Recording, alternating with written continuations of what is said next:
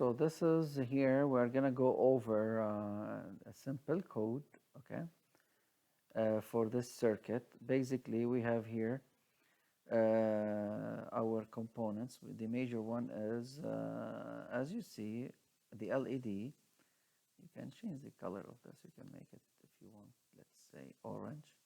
We have the resistor. Always the resistor goes in series with one of the legs of the LEDs, whether it's on the anode side or the cathode side. Okay, then we have here a push button, okay, and we have a resistor. Now, what's so cool about this, here I am not enabling LED right away.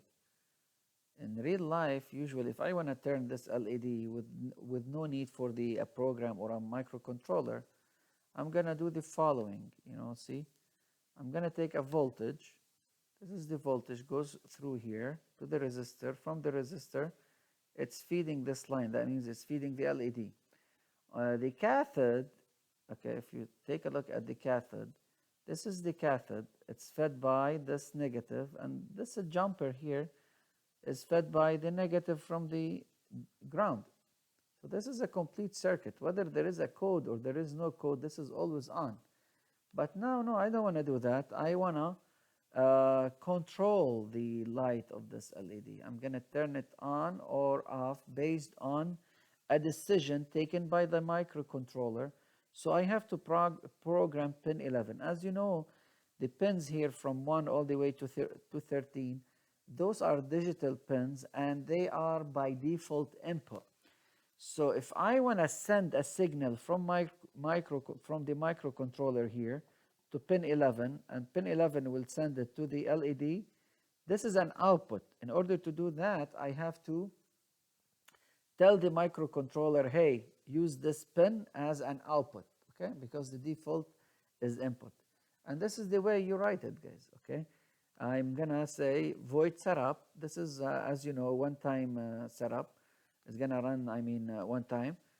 Okay, pin mode, make this as an output. What is LED pin?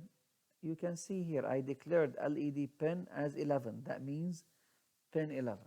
Okay, so basically I'm saying pin mode, please make pin 11, okay, an output, okay.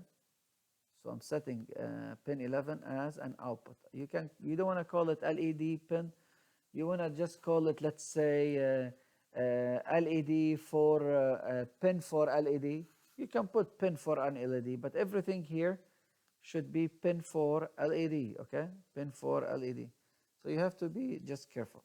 Another thing here I can see, okay, so we agree here, we have here, a circuit, but it is controlled by the microcontroller. Now the push button,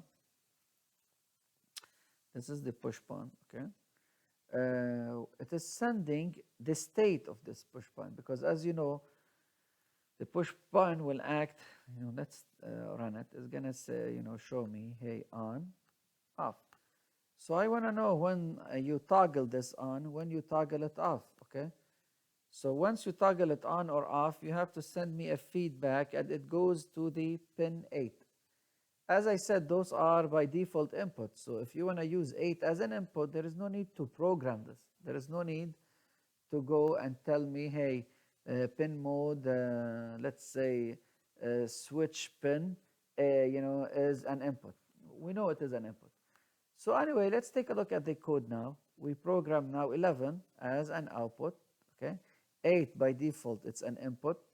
And I have to check through 8 whether someone is toggling or pressing this switch or not. So I have to check the state of this push button, whether it is on or its state is off. So that means it is high or low. So I go back to the code here. I have this loop. This is the major part of the code. Okay, and this is the fun here. Void loop, I keep looping this. You can see this curly bracket here. Okay. So we have a curly bracket. Okay. 1 goes to 1. just be organized. Okay, this one here goes with this. So anything between this curly bracket and this one here, it is gonna keep looping.